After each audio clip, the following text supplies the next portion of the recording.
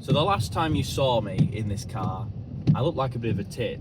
I'd broken down on the side of the road because of a faulty fuel gauge, and I thought the car had absolutely balked itself.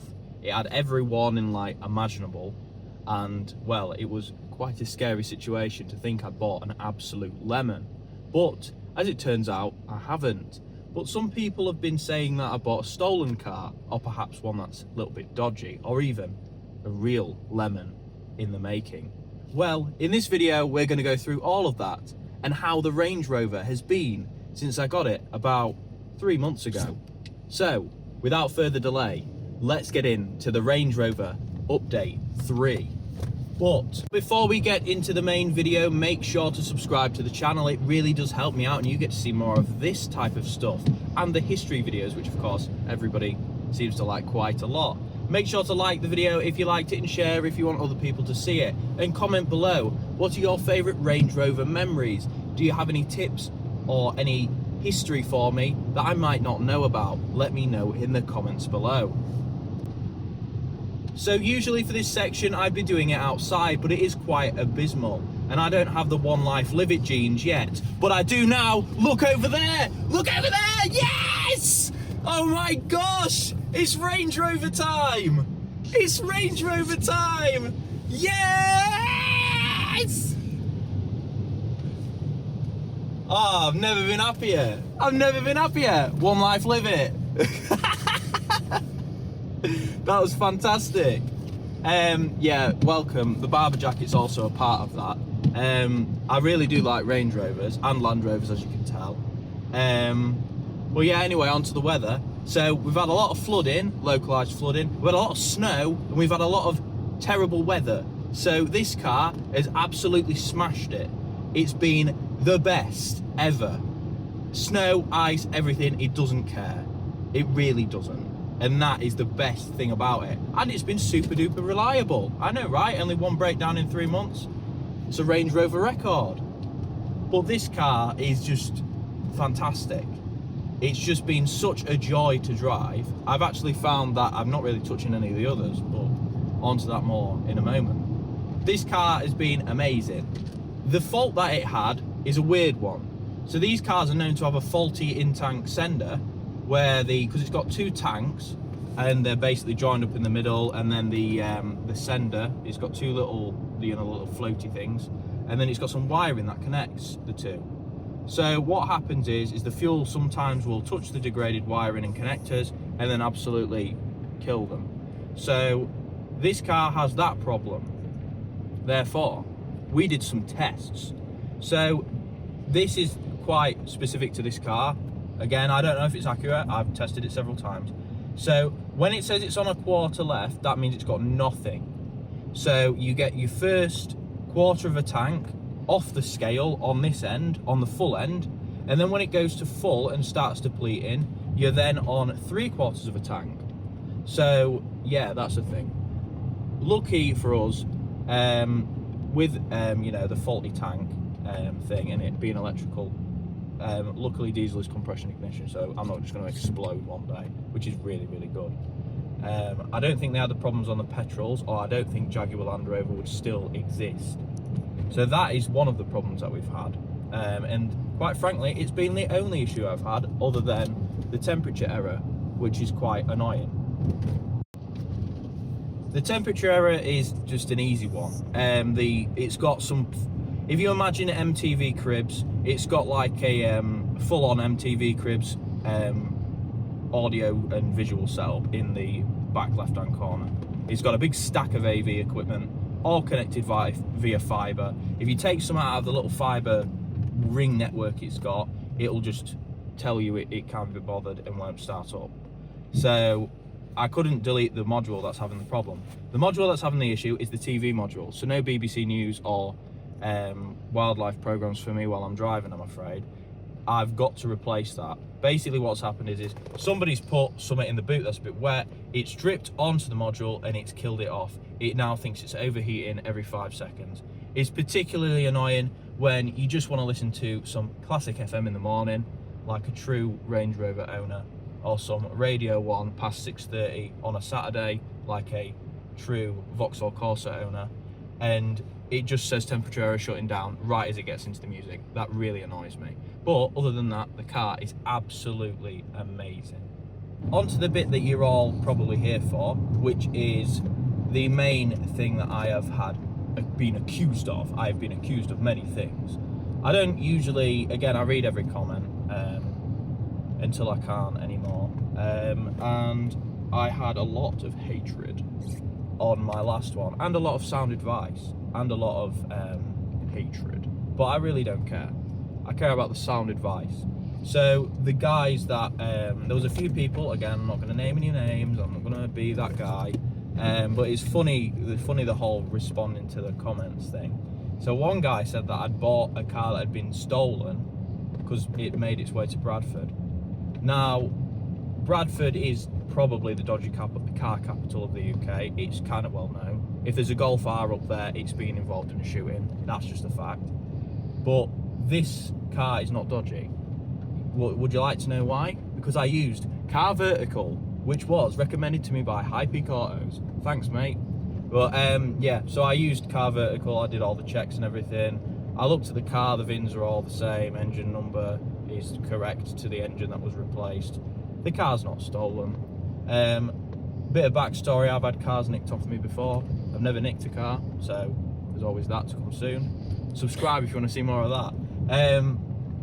Jokes, because stealing cars is an absolute yobbo behaviour. But yeah, anyway, so I've had plenty of cars stolen off of me in my short car driving career, in my short licence holdings, and yeah, I've seen the shit that happens. I've done enough research to know. But thank you for your concern. I do really appreciate it. The next one was, you've bought an absolute lemon and it's absolutely terrible.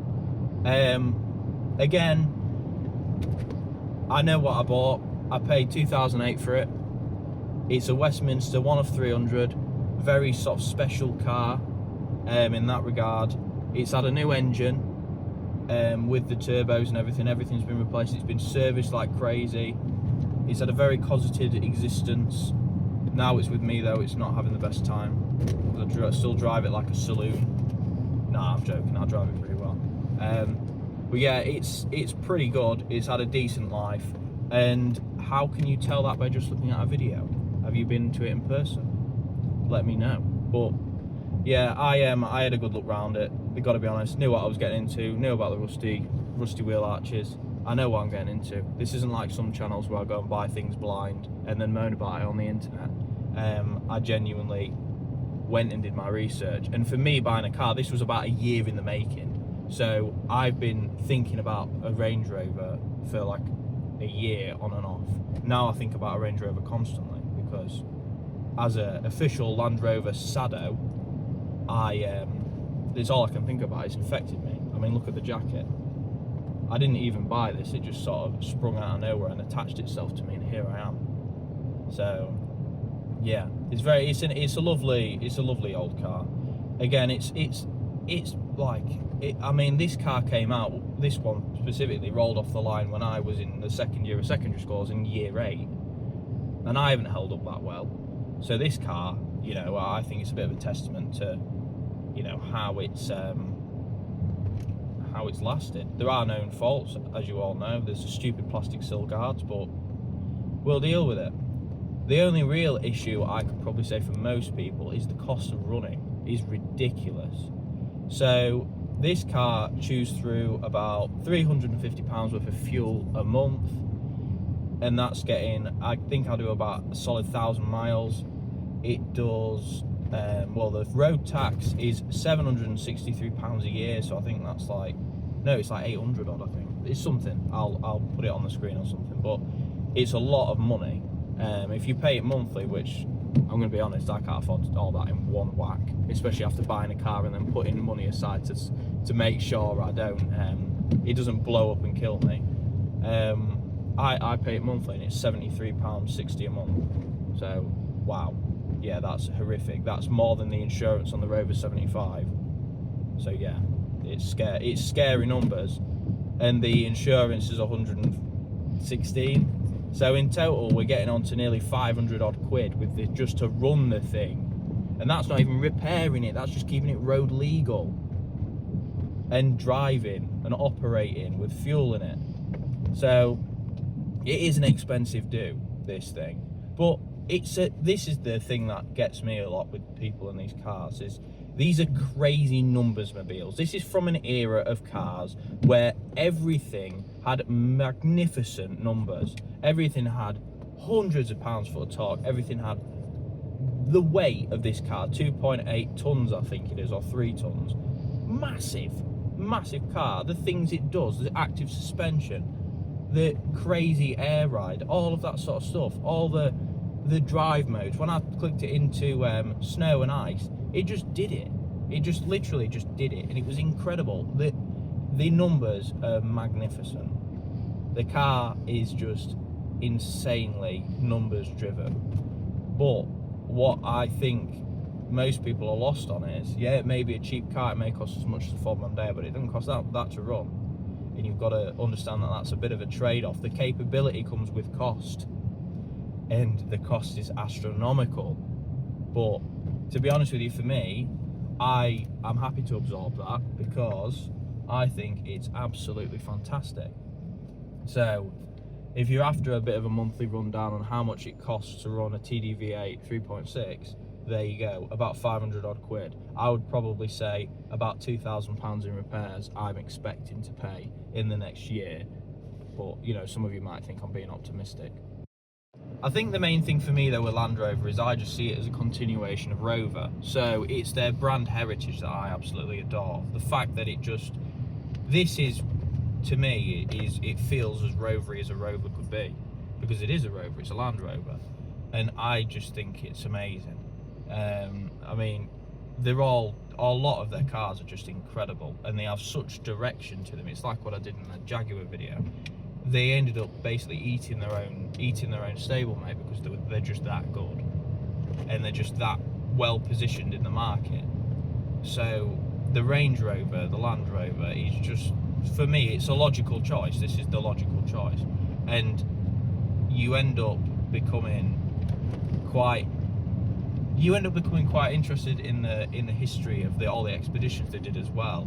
I haven't watched them all yet because, unfortunately, I haven't had time.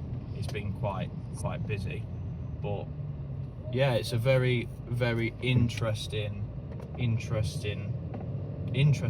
fraternity to be a part of, I guess. It's just a right good car. It's a right good car. It is really good. It does have its faults. It's ridiculous to park. Everybody hates you. It doesn't matter, like when I waved at somebody and I said amazing car, they just thought I was a dick, which isn't very nice.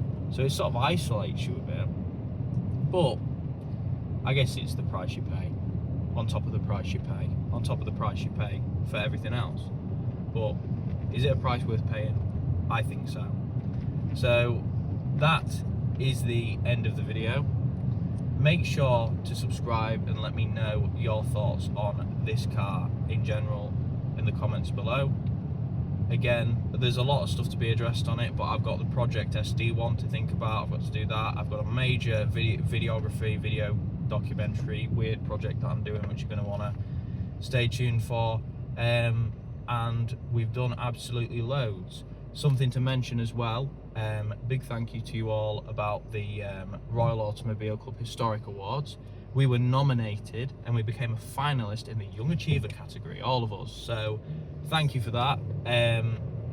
Amazing experience. Travelled down with Steph, I drive a classic, as you probably know. Drove the lovely Proton, which I now have an obsession with. So if you want to see any Proton content in terms of history, let me know, because I'm eager. Nothing will ever replace the British car history, roots, British Leyland, but we have to interweave some stuff with it because that isn't my only interest. But now I've waffled on long enough. I'll leave you in peace. So thank you for watching. Keep watching. Remember to subscribe for more of this, and I'll see you in the next one, which will actually be something to do with a marina.